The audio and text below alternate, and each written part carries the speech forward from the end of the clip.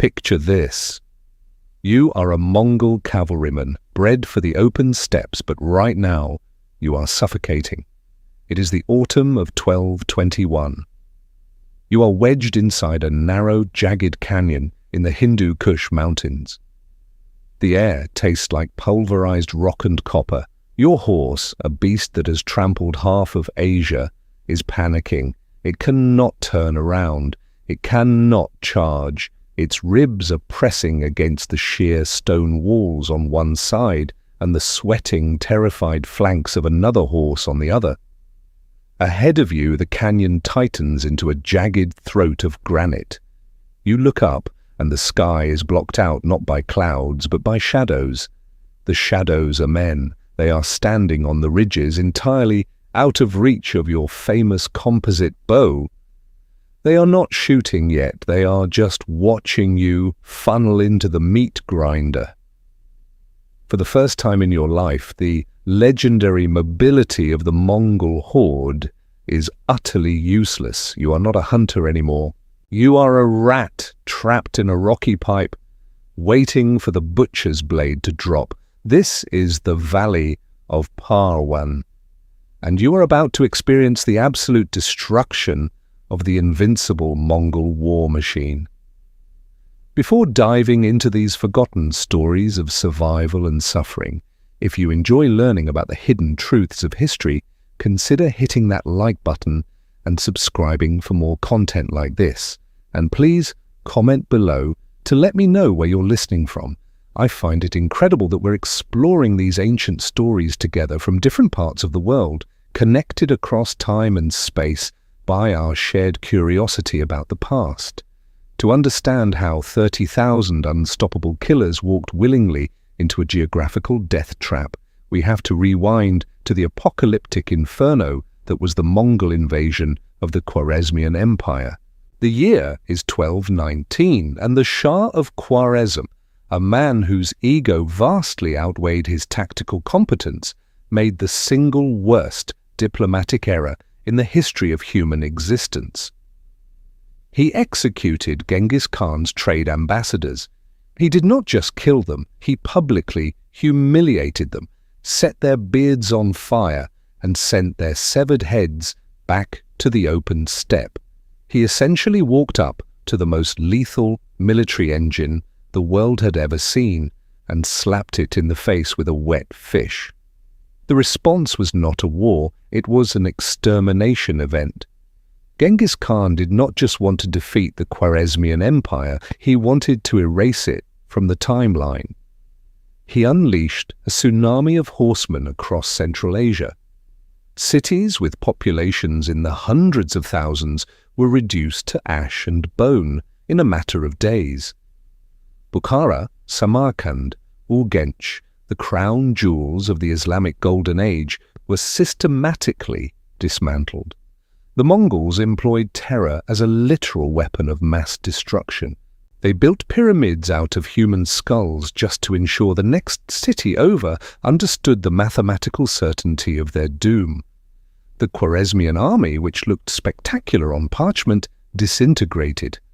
The Shah fled like a terrified ghost, eventually dying of pleurisy on a miserable island in the Caspian Sea, wearing rags instead of silk. But empires do not always die when their rulers do. From the ashes of this unprecedented genocide emerged a phantom. His name was Jalal al-Din Mangburni, the son of the disgraced Shah, and he was violently allergic to the idea of surrendering. While the rest of the known world was actively wetting themselves at the mere mention of the Mongol horde, Jalal al-Din was quietly moving through the rugged mountains of modern-day Afghanistan, picking up the shattered remnants of his father's army. He was gathering desperate men, survivors who had seen their families butchered and their homes burned to the bedrock. He was not building an army of conquest. He was forging a suicide pact fueled by pure, unadulterated vengeance. And as Genghis Khan sent his adopted son, Shigi Kutugu, with 30,000 elite riders to hunt down this rogue prince, the Mongols made a fatal assumption. They assumed that because they had broken the empire, they had broken the men. They forgot that when you strip away a man's home, his family, and his future, you do not make him compliant. You make him radioactive. You create a warrior who no longer cares about surviving the battle, only about making sure you die with him. As Shigi Shatugu's heavy hooves pounded the dust toward the Hindu Kush, he was not riding toward a mopping-up operation. He was riding completely blind into a masterclass of asymmetrical slaughter.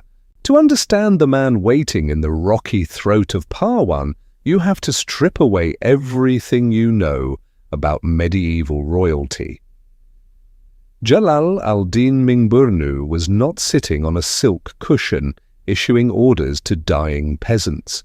He was a prince, wrapped in dust and dried blood, riding at the head of a ghost army.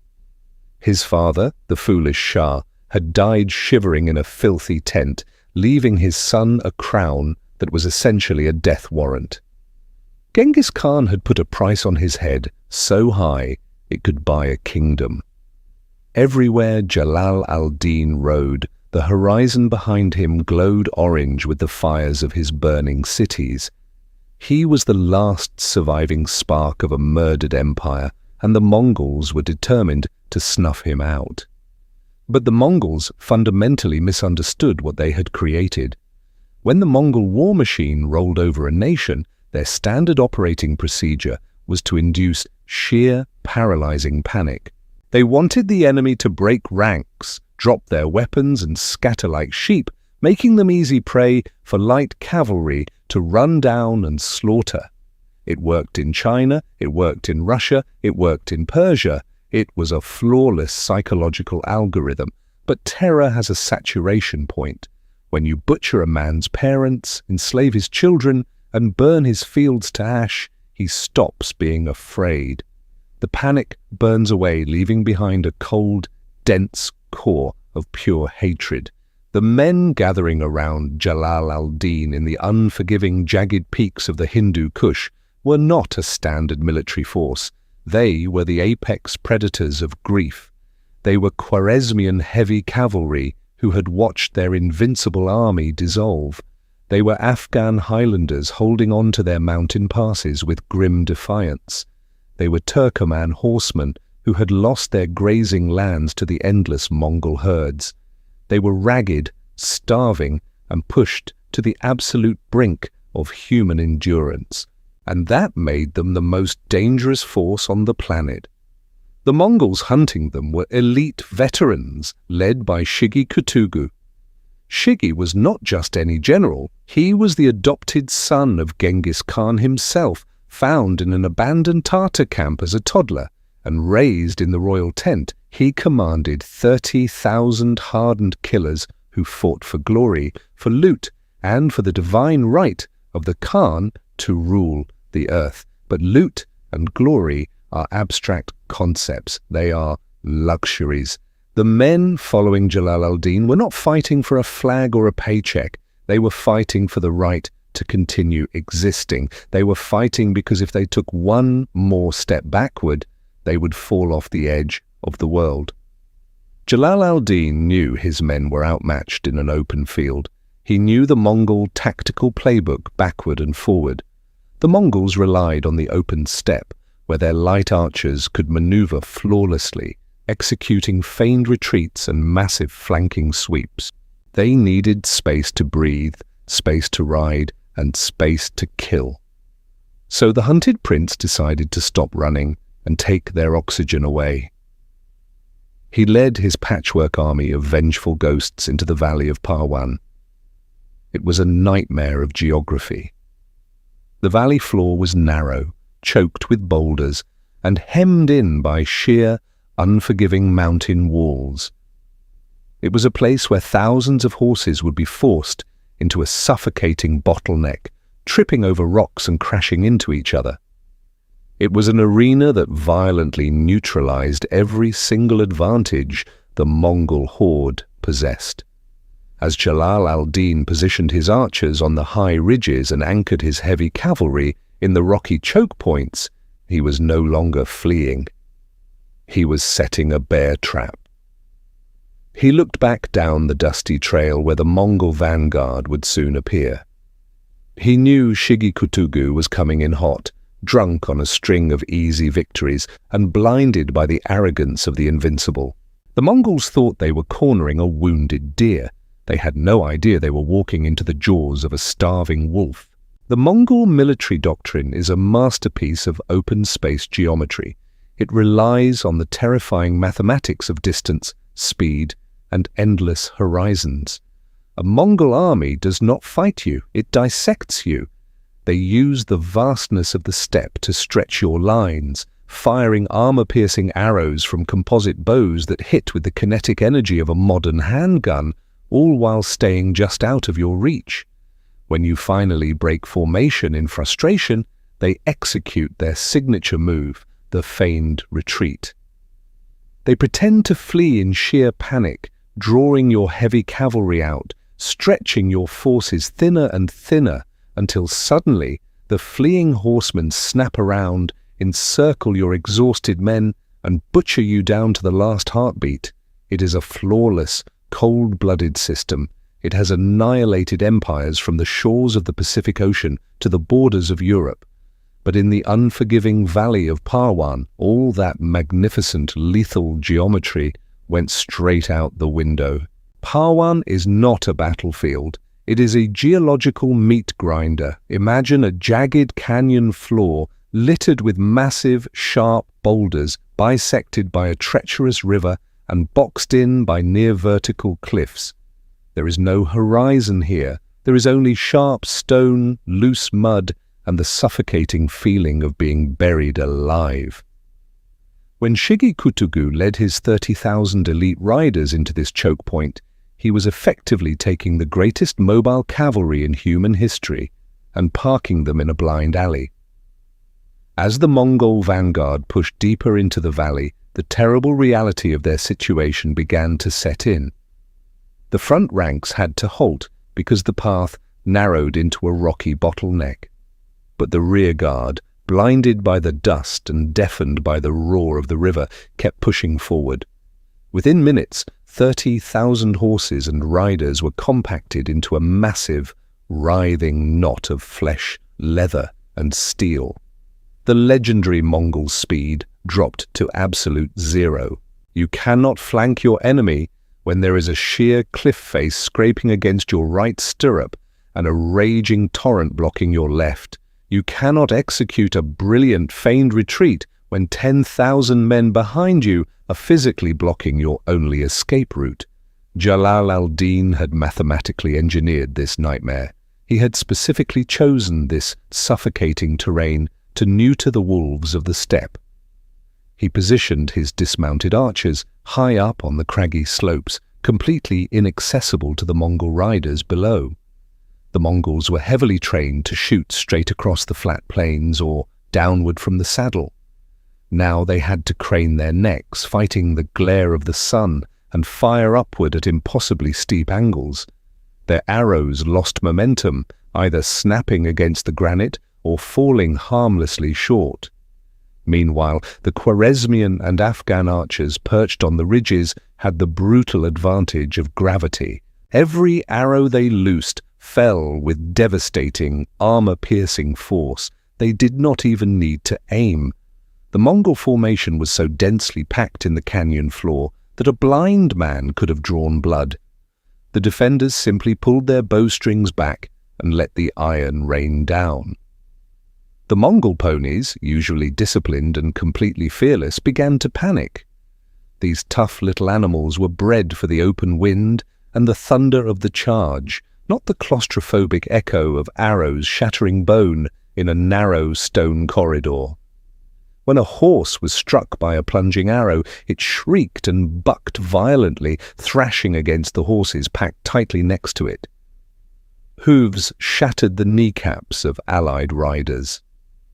Men were thrown from their saddles and instantly trampled into the rocky dirt by their own terrified mounts.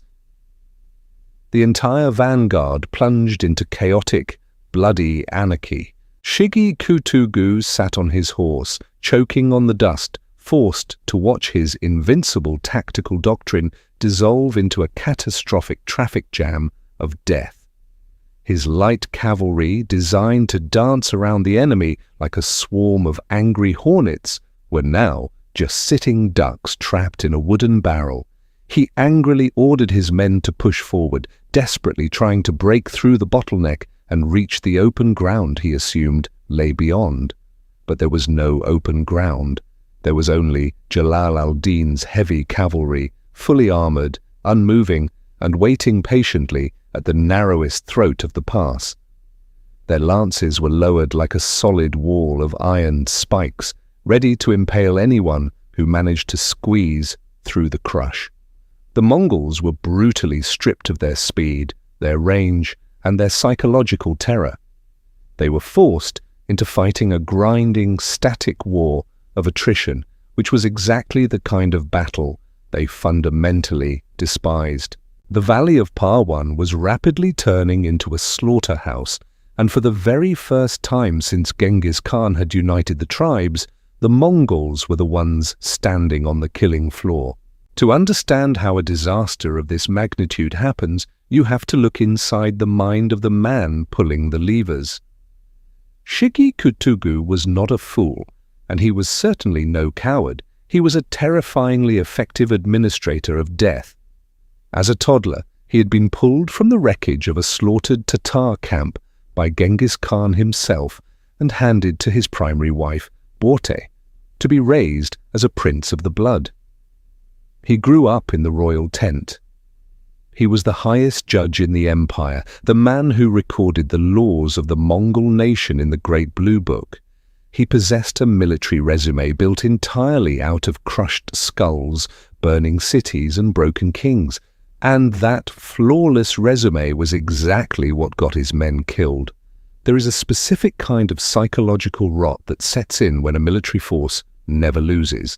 When you spend years riding across the Asian continent, watching colossal, heavily funded armies dissolve in sheer panic, the moment your drums start beating, you stop respecting the concept of resistance. You start believing your own mythology. Shigi Kutugu looked up at the treacherous rocky cliffs of Parwan, saw the plunging arrows, heard the panicked screaming of his own horses, and his brain simply refused to compute the data. He was suffering from the fatal cognitive dissonance of an unchallenged apex predator. A tiger does not retreat from a wounded gazelle, even if that gazelle has backed itself into a lethal thicket of poisoned thorns. Any ordinary pragmatic commander would have recognized the geographical trap within the first 10 minutes. The textbook military response was obvious and necessary. You sound the retreat, pull the vanguard back out of the rocky throat of the valley, and force Jalal al-Din to leave his defensive high ground to fight on the open plains where your cavalry can breathe. But Shigi Kutugu's ego was a much heavier anchor than the iron armor of his enemies. Retreat meant admitting he had been outplayed by a homeless refugee. It meant returning to Genghis Khan, the man who had personally conquered the known world, and explaining that 30,000 of the finest riders on earth had to run away from a broken prince leading a mob of desperate survivors. To Shigi, that was an unacceptable, almost offensive reality. So instead of using his brain to save his men, he used his men to feed his ego. He doubled down. He ordered his frontline commanders to push harder into the bottleneck. He tried to solve a fatal problem of geography by shoving more human meat into the grinder. It was a spectacular, horrifying display of military arrogance. He commanded his officers to rally the chaotic vanguard, shouting over the deafening din of shattering rocks and dying animals, demanding they break the Khwarazmian line by sheer force of will. He truly believed that the inherent, almost divine superiority of the Mongol warrior could magically override the absolute laws of physics. But physics does not care who your adopted father is. The veteran officers under Shigi's command must have known They were being ordered to commit mass suicide. These were hardened men of the steppe, tactical geniuses in their own right, and they could see the tactical geometry was completely impossible.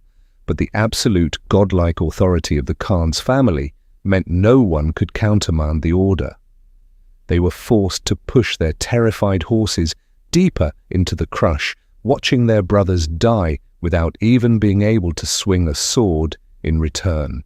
As the sun climbed higher, baking the valley floor into a suffocating oven of dust and copper-scented blood, the contrast between the two generals became the deciding factor of the battle. Up on the ridges and anchored in the pass, Jalal al-Din was operating with the cold, calculated precision of an engineer who had finally caught a rat in a trap. Down in the mud, Shigi Kutugu was throwing a lethal temper tantrum. The Mongol aura of invincibility, the very psychological weapon that had built their empire, had finally blinded them. They were dying simply because their general could not swallow his pride. There is a profound psychological terror in losing the one thing that defines your entire existence. For a Mongol warrior, that thing is his horse. You are born in the saddle, you eat in the saddle, you sleep in the saddle, and you conquer the world in the saddle. Your horse is not a vehicle, it is your legs, your leverage, and your absolute life insurance. To force a Mongol off his horse is to strip him of his identity. And in the choking, blood-soaked bottleneck of Parwan, that is exactly what Jalal al-Din did. He did not just defeat the Mongol vanguard, he grounded them. As the barrage of armor-piercing arrows rained down from the inaccessible ridges, the Mongol horses bore the brunt of the slaughter. These magnificent, tough, steppe ponies were screaming, thrashing, and collapsing in bloody heaps. The valley floor quickly turned into a gruesome obstacle course of twitching animal corpses and shattered bone. The surviving riders faced a sickening realization. Remaining in the saddle was no longer a tactical advantage. It was a guaranteed death sentence. To avoid making themselves elevated targets for the archers above, the greatest cavalrymen on earth were forced to do the unthinkable. They dismounted. The moment the Mongol boots hit the mud, the entire dynamic of the battle shifted violently. They were no longer the sweeping, unstoppable wave of the steppe. They were just mortal men trapped in a ditch, ankle-deep in the commingled blood of their brothers and their animals. And waiting for them in that ditch was the heavy infantry of the Khwarazmian army. Jalal al-Din had anticipated this exact scenario. He knew that in a claustrophobic melee, reach and mass dictate survival. The Mongol warriors were equipped for mobility. They carried light curved sabers, small bucklers, and daggers. Their armor was made of layered silk and boiled leather, brilliantly designed to deflect arrows at a distance, but virtually useless at absorbing the crushing kinetic impact of close-quarters medieval combat. The Khwarezmians, on the other hand, were carrying large, heavy kite shields and long infantry spears. They formed a literal wall of iron and wood right across the narrowest point of the canyon. When the dismounted Mongols surged forward, desperate to break the choke point, they did not find the yielding, panicked peasants they were used to slaughtering. They crashed into a solid, unmoving meat grinder. The collision of bodies and weapons sounded like a forest being ripped apart by a hurricane. The Khwarezmian spear wall absorbed the initial shock, and then the butchery began in earnest. The long spears outreached the Mongol sabers by several feet. The steppe warriors were brutally impaled through the throat and chest before they could even swing their blades. They were packed so tightly together that when the front ranks tried to recoil from the deadly spear points, they collided violently with the thousands of men pushing blindly forward from behind. It was a horrific, suffocating crush. Men were literally pinned against the jagged granite canyon walls, physically unable to lift their arms to block the incoming strikes. The ground beneath their boots now churned into a thick, slippery paste of dirt, horse sweat, and gore, offered absolutely zero traction. Mongol warriors slipped and fell into the muck, only to be instantly crushed and suffocated under the heavy boots of their own terrified comrades. The screams of the dying were deafening, echoing off the canyon walls and creating a wall of sound that shattered any attempt at issuing organized commands. The air grew heavy, thick with the stench of open bowels, panicked sweat, and the overwhelming metallic tang of spilling blood. Down in the mud, the magnificent Mongol aura of invincibility was being systematically dismantled. They were fighting with the savage desperation of cornered animals, stabbing blindly, biting and gouging eyes, but it was completely useless against the disciplined, shielded formation of Jalal al-Din's veterans. Every single time a Khwarazmian spear thrust forward, another son of the steppe collapsed into the bloody slush. Shigi Kutugu, trapped safely behind the collapsing vanguard, was paralyzed by a reality his brain simply could not process. He was watching the elite shock troops of the Mongol Empire being violently reduced to a chaotic mob of dying infantry. The brilliant tactical playbook authored by Genghis Khan had been thrown into the fire. There was no grand strategy left. There was only the brutal, primitive mathematics of men stabbing each other in a dark, rocky throat of the earth.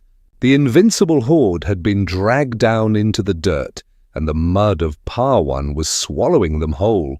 Imagine being a sniper who has never missed, suddenly stripped of your rifle, and placed in a shooting gallery as the target. That is the psychological torment the Mongol vanguard endured as the sun hit its zenith over the valley of Parwan. Jalal al-Din had not just taken the high ground, he had weaponized gravity itself. High above the choked and bloody canyon floor, perched on the jagged, inaccessible ridges, the Afghan and Khwarazmian archers were executing a masterclass in industrial slaughter. The Mongol warriors wore armor designed by absolute geniuses of mobile warfare. They wore hardened leather lamella, light enough to allow full rotation of the torso, layered over tightly woven raw silk. When a standard arrow fired from a flat trajectory on the open steppe hit that silk, the fabric would wrap around the arrowhead without tearing. This allowed the rider to gently pull the arrow out of his flesh without ripping open a lethal, jagged wound. It was a brilliant, life-saving innovation, but it was entirely, spectacularly useless against a plunging attack. When you fire a heavy, iron-tipped arrow from a steep ridge, gravity turns it into a kinetic missile. The Khwarazmian archers were not aiming at individual men. They did not need to. They were performing area denial firing into a dense, writhing mass of trapped bodies. The arrows came down at near vertical angles, accelerating to terrifying speeds, completely bypassing the reinforced chest plates of the Mongols. Instead, they struck the warriors directly in the tops of their shoulders, the base of their necks, and the unprotected crowns of their heads. The famous Mongol silk could not stop a heavy bodkin point driven downward with the full weight of the Earth's gravitational pull. It punched straight through leather, flesh, and collarbone, pinning men to the bloody mud like insects on a display board. Down in the valley, the horror was compounding by the second. The Mongols were trapped in a horrific, static nightmare. They could not push forward through the impenetrable Khwarazmian spear wall, and they could not retreat because their own rear echelons, blindly obeying Shigi Kutugu's frantic, ego-driven orders, were still violently pushing into the bottleneck. They were locked inside a stationary meat grinder, forced to simply stand there and endure the endless rain of iron.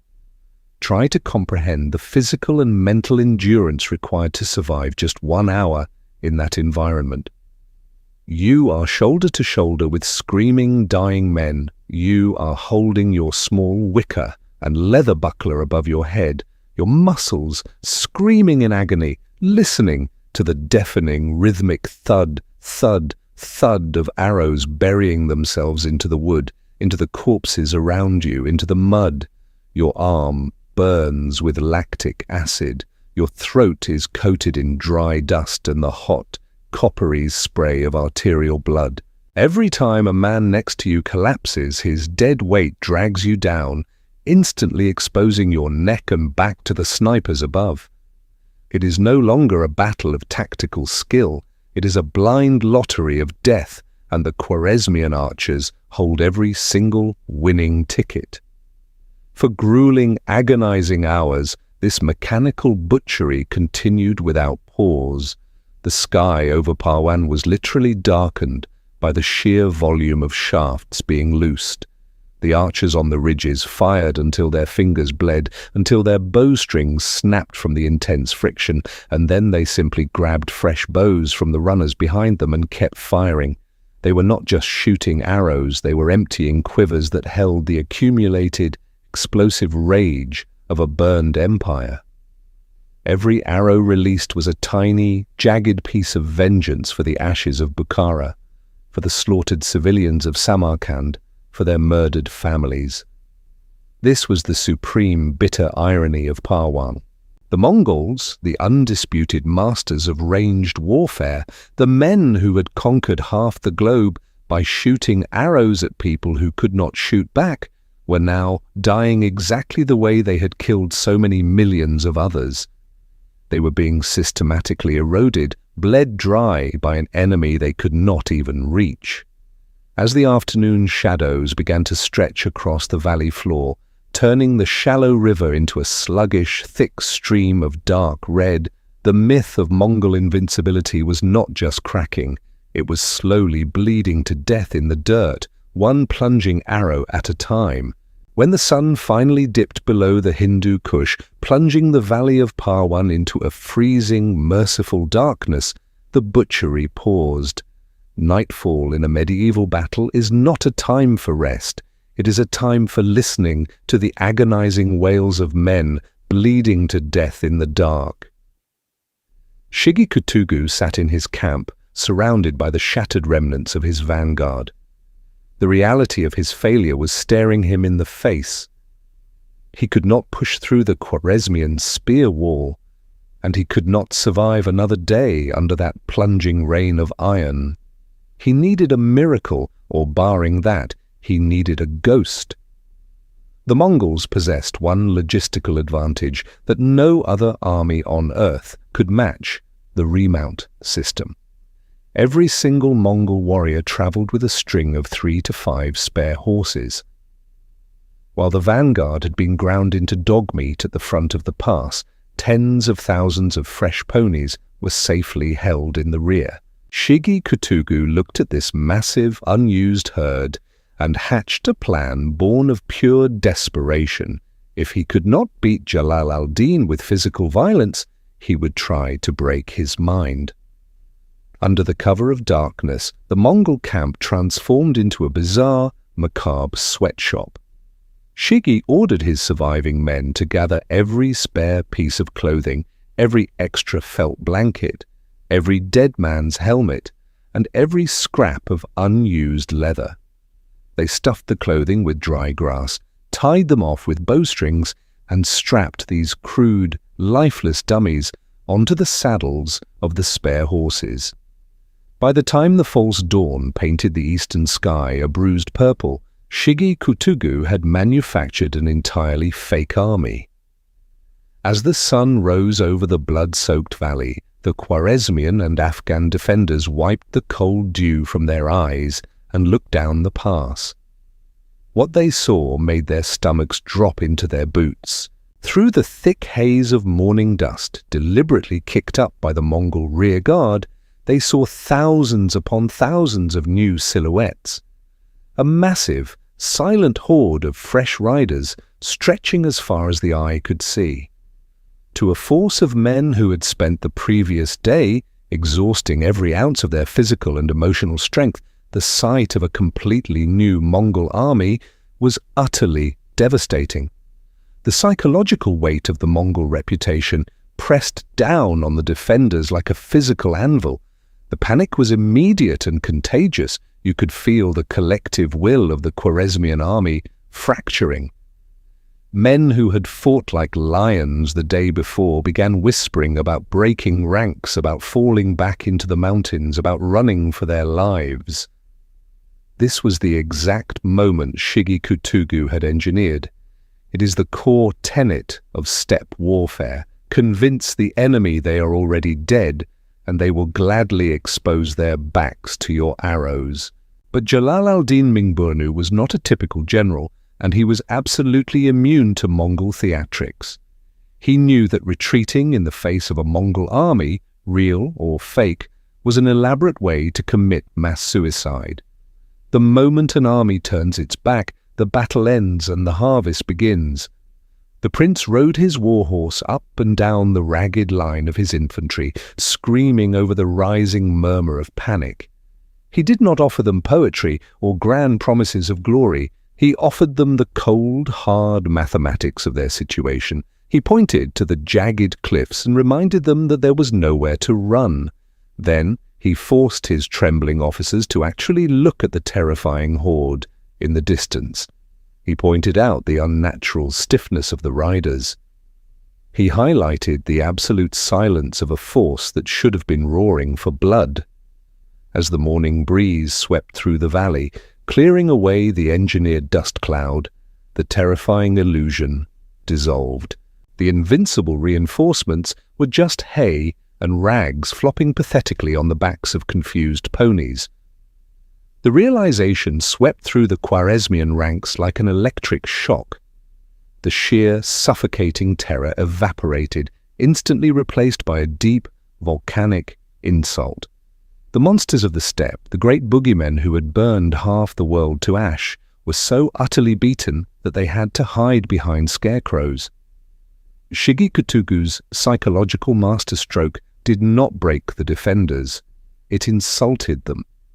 And in doing so, it handed Jalal al-Din the one thing he needed to finish the job, an army of men who were no longer afraid of the dark. The psychological whiplash of realizing your terrifying enemy is actually terrified of you is a hell of a drug. When the Khwarazmian army saw those pathetic straw dummies flopping on the Mongol horses, their exhaustion vanished. It was replaced by a surge of pure, predatory adrenaline. Jalal al-Din Mangburni felt the shift in the air. For 2 agonizing days, he had played the anvil, absorbing the punishing strikes of the Mongol hammer. But an anvil does not win a war, it just survives one.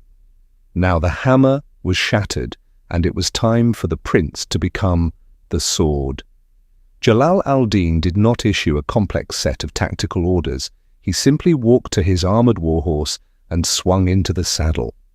Around him, the elite corps of his heavy cavalry did the same.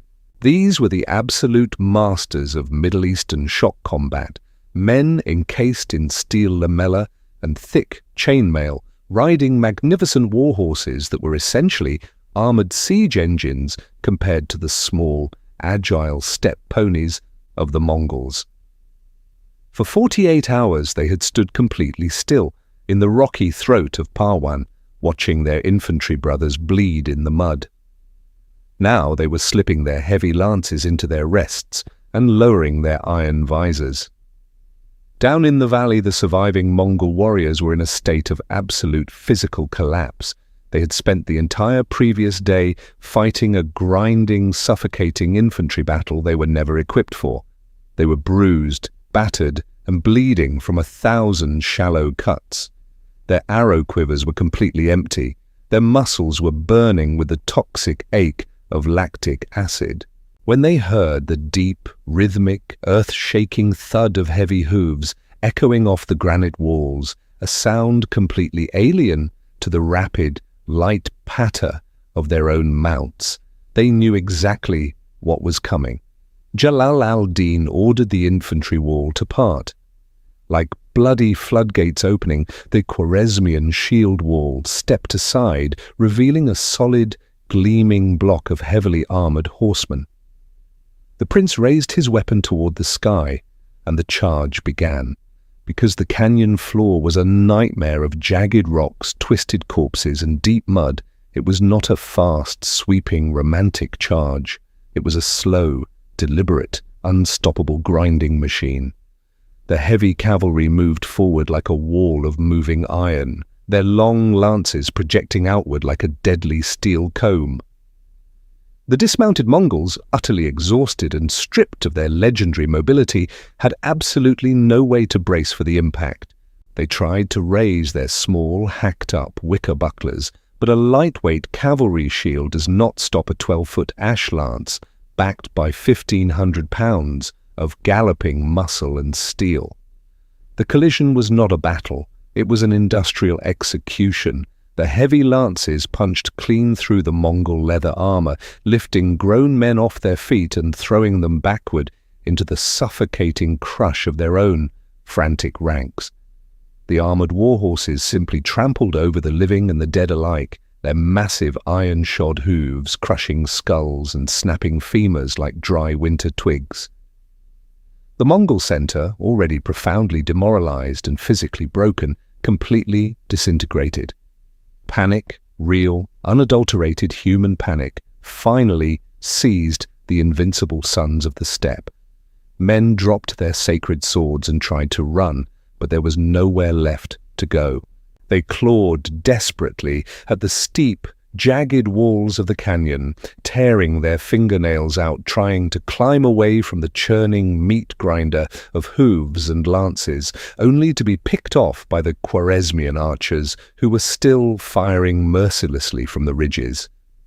Others chose a different death. They threw themselves into the raging rapids of the river, choosing to drown in the freezing, churning water rather than be ground into paste beneath the iron tread of the prince's cavalry. Shigi Kutugu, the arrogant adopted son of the great Khan, watched his flawless military machine dissolve into a shrieking, pathetic mob of dying men. The divine, unchallenged mandate of the Mongol Empire was literally being trampled into the bloody mud of Afghanistan. He realized that if he stayed for one more breath, his royal head would be decorating a Khwarazmian spear. Abandoning his men to the slaughter, he wheeled his horse around and fled back up the valley, kicking his terrified mount into a desperate, cowardly gallop. The supreme apex predator of Asia had been violently broken, and for the first time in a generation, a Mongol army was running for its life. Surviving the impossible is supposed to change you. When you slaughter the invincible monsters of your era, you are supposed to rise above the petty squabbles of mortal men. You would think that as Jalal al-Din Mangburni looked out over the valley of Parwan, choked with the broken bodies of 30,000 elite Mongol killers, he would have felt the birth of a new empire. He had done what his father, what the emperor of China, what the princes of Rus could not do. He had made the horde bleed. He had broken the myth. But history is rarely a beautiful fairy tale, and human nature is infinitely more pathetic than we like to admit. The valley was silent, save for the wet, tearing sounds of scavenger birds and the desperate hacking of Khwarazmian soldiers cutting the swollen fingers off Mongol corpses just to steal their gold rings. The battle was over, and the harvest had begun. The victors were wandering through the carnage, stripping the dead of their armor, their weapons, and most importantly, their surviving horses. In medieval warfare, a captured warhorse was not just an animal, it was a sports car, a bank account, and a supreme status symbol, all rolled into one breathing package. Deep in the muddy wreckage of the Mongol vanguard, a dispute began. It was not over grand strategy or the future of the resistance. It was over a single, spectacular, white horse. On one side of the trembling animal stood Amin Malik, the arrogant commander of the Khwarazmian heavy cavalry, the men who had delivered the final crushing charge. On the other side stood Saif al-Din Igrak, the fierce warlord of the Afghan highlanders, the men who had spent 2 agonizing days on the ridges raining iron down on the enemy. Both men grabbed the leather reins, Both men violently claimed the horse was theirs by right of blood and conquest. It was a petty, ego-driven argument standing on top of a mountain of mutilated corpses. You would expect hardened generals to share the spoils or defer to their prince. Instead, the argument escalated with the speed of a lit fuse. Insults were spat over the blood-soaked saddle. Amin Malik, fueled by the aristocratic supremacy of the old regime, drew his riding whip and slashed it viciously across the face of the Afghan warlord. The sharp crack of that whip echoing through the canyon was louder than any Mongol war drum. It was the sound of an entire resistance shattering into pieces. Saif al-Din Igrak did not retaliate immediately. He touched the angry red welt swelling on his cheek, looked at the Khwarazmian commander with eyes cold enough to freeze boiling water, and turned away. He walked straight to Jalal al-Din's royal tent and demanded justice. He demanded that Amin Malik be brutally punished for striking a crucial ally in front of his men. This was the moment Jalal al-Din was tested not as a tactical genius, but as a king, and he failed miserably.